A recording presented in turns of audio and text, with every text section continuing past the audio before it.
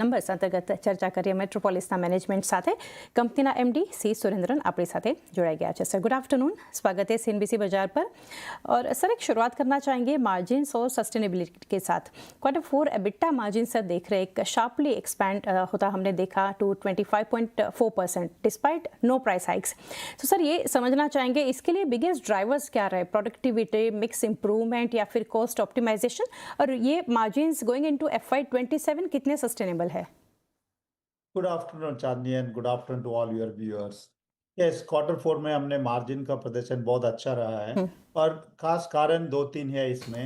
एक देखिए, पिछले साल जो है Q4 में मेरे लिए एक वन ऑफ था जो 21 करोड़ का था। हमारा एक्विजिशन रिलेटेड कॉस्ट हमने लास्ट ईयर Q4 में बुक किया था, तो वो इस साल का बेस में नहीं। एक तो सबसे पहले जो बेस इम्पैक्ट का वजह से भी आई मीन एबिटा मार्जिन अच्छा दिख रहा है, बट इसके अलावा हमने दो तीन काम किया है जो एबिटा पूरा साल में एबिटा इंप्रूव करने के लिए दो तीन स्ट्रेटेजिकल काम किए हमने। एक तो देखिए, हमारा जितना भी लैब प्लेटफॉर्म्स है और लैब प्लेटफॉर्म्स हमने पूरा अभी मॉडर्नाइज किया है, वेंडर कंसोलिडेशन किया है। इसकी वजह से हमारा मटेरियल कॉस्ट जो है कंजम्पशन काफी कम हुआ है, तो ये हमारा मार्जिन के लिए काफी हेल्प कर रहा है। और दूसरा देखिए, हमने लास्ट ईयर आपको बताया था हमारा जो लैब एक्सपेंशन का फेज जो है अभी खत्म हो गया है, और लैब एक्सपेंशन की वजह से हर साल जो है करीबन 1% का एबिटा इरोशन होते थे, अभी वो भी खत्म हो गया। अभी पिछले साल में हमने कोई भी लैब ऐड नहीं किया है, तो लैब एडिशन की वजह से जो इरोशन है वो अभी नहीं है, ये क्वार्टर में आपको नहीं दिखने मिल रहा है।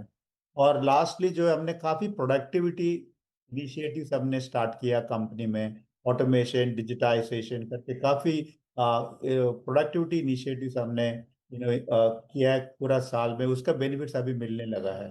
तो ये दो तीन कारण की वजह से जो हमारे एबिटा मार्जिन्स काफी इंप्रूव हुआ है, ये सस्टेनेबल है, ये आगे जाके और भी मजबूत होगा। सर एक ग्रोथ आउटलुक के ऊपर सुरेंद्र सर अभी जानना चाहेंगे। पेशेंट वॉल्यूम हमने एक ग्रोथ देखा 11%, वाइल टेस्ट वॉल्यूम्स रोज 14%।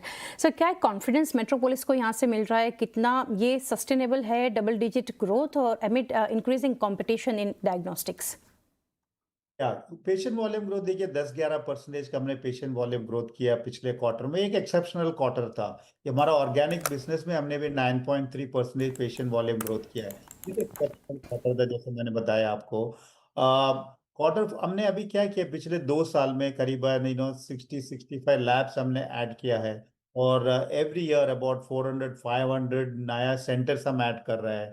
इसका जो भी बेनिफिट्स है जो अभी मेच्योर सिचुएशन में होने लग गया अभी, इसके वजह से जो टीयर 2 टीयर 3 सिटीज में जो है हमने जहाँ पे भी नया लैब्स और सेंटर्स ऐड किया है, उसका जो रिजल्ट जो है अभी हमको मिलने लग गया है, उसका पेशेंट वॉल्यूम ग्रोथ में इसका काफी कंट्रीब्यूशन है।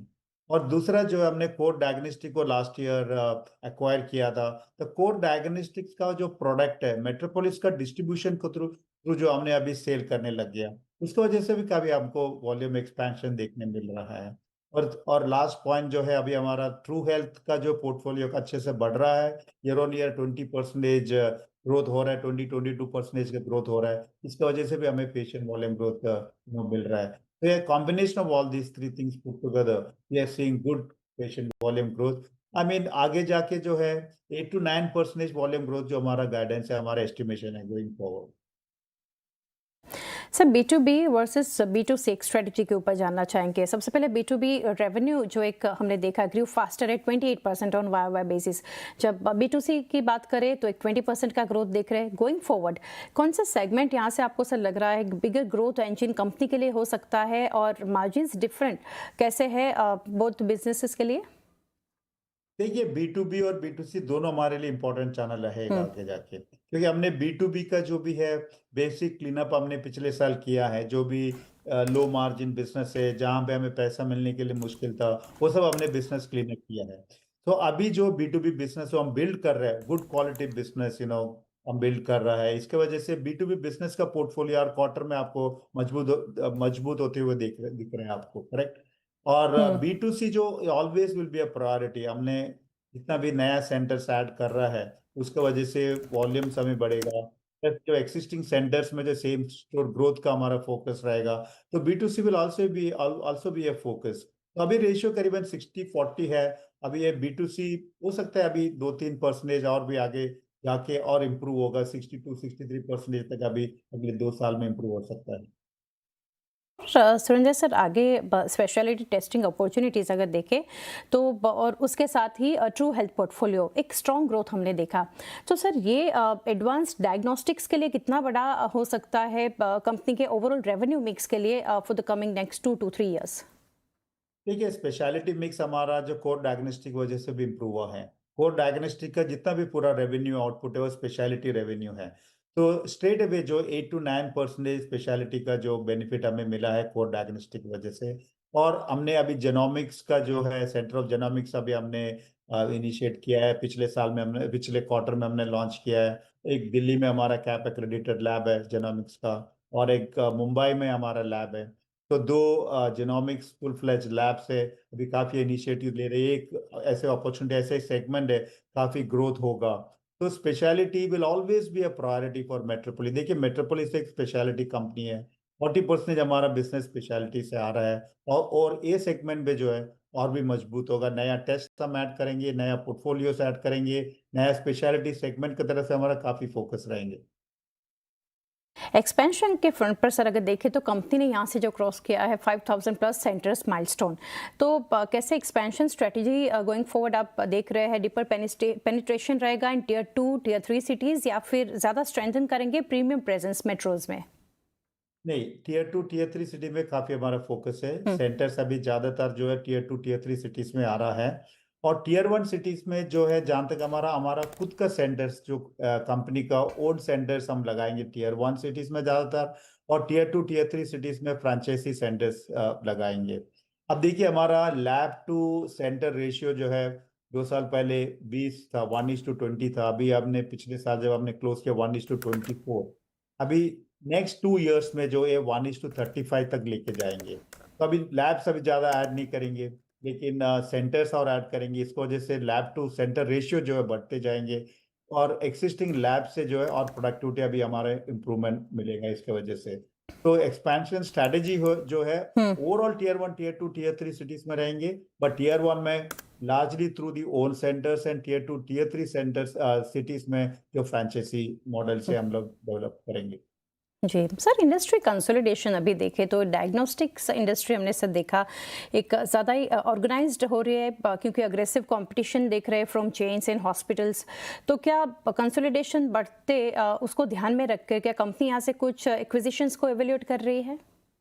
देखिए, आपने सारे कंपनीज का रिजल्ट्स देखा होगा, जो लैब चेन जो ऑर्गेनाइज सेक्टर्स का सबको रेवेन्यू ग्रोथ इंप्रूव हो रहा है। एक कंट्रीब्यूटर ये भी है कि अनऑर्गेनाइज सेक्टर से ऑर्गेनाइज सेक्टर्स में काफ़ी मूवमेंट हो रहा है, क्योंकि कस्टमर का अवेयरनेस बढ़ रहा है, गुड क्वालिटी टेस्टिंग चाहिए, डॉक्टर्स का एंडोर्समेंट है। तो इसके वजह से जो है आपको ऑर्गेनाइज सेक्टर्स का ग्रोथ काफ़ी मजबूत दिखने मिलेगा आपको आगे जाके, और अनऑर्गेनाइज सेक्टर्स में थोड़ा बहुत स्ट्रेस आपको देखने मिलेंगे। तो स्पेशलिटी टेस्टिंग खास करके जो है ऑर्गेनाइज सेक्टर से ही कर सकते हैं, और इसमें जो है मेट्रोपोलिस का एकदम लीडरशिप है। डायग्नोस्टिक जहाँ तक स्पेशलिटी एरिया में है, तो ये एक हमारे लिए बहुत बड़ा अपॉर्चुनिटी आगे जाके और भी ग्रो करने के लिए, रेवेन्यू ग्रो करने के लिए। कंज्यूमर बिहेवियर ट्रेंड जो है सुरेंद्र सर, वो आपसे समझना चाहेंगे। आपके प्रेजेंटेशन में जैसे मेंशन था एक प्रिवेंटिव हेल्थ केयर अडॉप्शन जो कि यहाँ से एक बढ़ता हम देख रहे हैं, तो क्या आप स्ट्रक्चरल शिफ्ट देख रहे हैं कंज्यूमर बिहेवियर में पोस्ट पैंडेमिक, और स्पेशली वेलनेस और सब्सक्रिप्शन लेड टेस्टिंग की अगर बात करें तो? प्रिवेंटिव हेल्थ का जो है ओवरऑल पोर्टफोलियो बढ़ रहा है। जैसे कंपनी का ग्रोथ से 4-5% हायर ग्रोथ हो रहा है, कि हमारा जो ट्रू हेल्थ है 20-21% हमने लास्ट ईयर ग्रो किया है। 2-3 कारण है इसके लिए। एक तो देखिए, ओवरऑल अवेयरनेस जो है, awareness on preventive health checkup का काफ़ी बढ़ रहा है। और दूसरा जो है, हमने हमारा जो कस्टमर डेटा प्लेटफॉर्म है, जो कस्टमर लाइफ साइकिल मैनेजमेंट काफ़ी मजबूत करते जा रहे हैं हम लोग। जो एक्सिस्टिंग कस्टमर को जो है राइट टाइम पे इंफॉर्मेशन दे रहे हैं आपके लिए, आगे क्या टेस्ट करना चाहिए, और आपका पास्ट हिस्ट्री को लेके आपको नेक्स्ट वेलनेस चेकअप कब करना चाहिए। काफ़ी हम लोग कस्टमर के साथ एंगेज कर रहे हैं। इसके वजह से हमारा एक्सिस्टिंग कस्टमर बेस से काफ़ी अच्छा रिपीट वॉक इन हो रहा है कस्टमर का। और तीसरा रीजन ये जो है, जितना भी आपका वेलनेस पैकेजेस जो है, प्रिवेंटिव हेल्थ पैकेजेस है, हम लोग काफी उसको एनरिच करते जा रहे हैं। जैसे हम लोग उसमें ऐड कर रहे हैं doctor consultation, vital checkups, ECG, and may be आगे जाके डाइट, न्यूट्रिशन एक्सेट्रा भी इसमें ऐड करते जाएंगे। सो ये जो ओवरऑल जो पैकेज जो है कस्टमर के लिए काफी commercially as well as science wise भी अट्रैक्टिव होते जा रहा है। इसकी वजह से भी प्रिवेंटिव हेल्थ का जो है हम्म। ओवरऑल ग्रोथ 20% से ज्यादा है। तो प्रिवेंटिव हेल्थ जो आगे जाके एक पोर्टफोलियो अच्छा से और मजबूत होगा, क्योंकि आजकल जो है खास करके टीयर 1 सिटीज में, little bit of tier 2 cities में अवेयरनेस इंप्रूव कर रहे हैं। हम लोग कोशिश कर रहे हैं ओवरऑल प्रिवेंटिव हेल्थ चेक का जो है एजेंडा टीयर 2 टीयर 3 सिटीज में भी और आगे टीयर 4 सिटीज में भी जाके इसको अभी काफी पॉपुलराइज करेंगे। तो ट्रू हेल्थ और जो वेलनेस चेकअप में और काफ़ी अपॉर्चुनिटी आगे जाके आपको मिलेगा। जी, तो सर कस्टमर एक्विजिशंस के फ्रंट पर देखें तो डिजिटल चैनल्स और हाइपर लोकल मार्केटिंग कितना इम्पोर्टेंट है आपके लिए, और बुकिंग्स के फ्रंट पर देखें तो कितना परसेंटेज जो है डिजिटल प्लेटफॉर्म से आता दिख रहे, वो समझना चाहेंगे। देखिए, हमारा जो डिजिटल रेवेन्यू है आज करीबन 25% है। ये 2-3 साल पहले जो कोविड के बाद जो बिल्कुल जीरो था, और हमने करीबन 25% पोर्टफोलियो जो है अभी डिजिटल रेवेन्यू से अभी हमने डेवलप किया, विच इज नथिंग बट आपका वेबसाइट का थ्रू कस्टमर एक्विजिशन, आपका ऐप का थ्रू कस्टमर एक्विजिशन, एंड आपका लाइफ साइकिल मैनेजमेंट का थ्रू जो कस्टमर एक्विजिशन है, इसको हमने डिजिटल पोर्टफोलियो करीबन अभी 25% जो है, बहुत इंपॉर्टेंट पोर्टफोलियो है।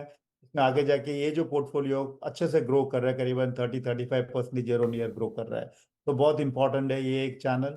और दूसरा जो है आपका जो डिजिटल चैनल के अलावा जो है जो नॉर्मल जो बिजनेस है, वो भी मतलब काफी अभी फोकस एरिया में, जैसे हमने आपको बता दिया कि टीयर 2 टीयर 3 सिटी के expansion, all this put together is helping us to grow.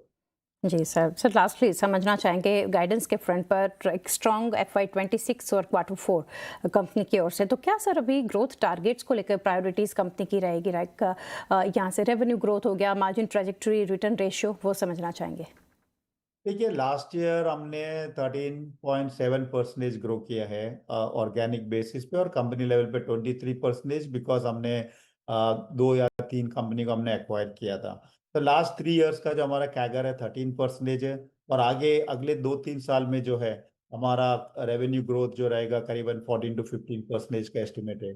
और जहाँ तक मार्जिन का सवाल है, हमने लास्ट ईयर ग्रुप लेवल पे 24.5% EBITDA डिलीवर किया है, और 140 बीपीएस ग्रोथ किया हमने ऑर्गेनिक EBITDA लेवल पे। तो आगे जाके भी करीबन 125 to 150% bps organic EBIT, I mean overall group level पे EBITDA इंप्रूव होगा। तो 2 to 3 इयर्स में कंपनी लेवल EBITDA जो है 27 to 28% तक तो पहुंचाएगा। जी great sir, Surendra sir thank you so much, हमारे साथ जुड़ के काफ़ी डिटेल्स सर आपने शेयर की, and best wishes for the coming quarter. Thank you. તો આ રીતે આપણે મેટ્રોપોલિસ હેલ્થ કેરના મેનેજમેન્ટ સાથે ચર્ચા કરી, ઘણું સ્ટ્રોંગ કંપની માટે આ ક્વાર્ટર અને ઓવરઓલ ફાઇનાન્શિયલ યર। ત્યારબાદ કઈ રીતે નંબર્સ અને આવનારી કંપનીની યોજના છે, આપણે સ્ટોક પ્રાઇસ પર પણ સાથે નજર કરીએ। 0.5% મજબૂતી સાથે જોઈ રહ્યા છીએ 510ના લેવલ્સ પર મેટ્રોપોલિસ હેલ્થ। એ સાથે સમય થયો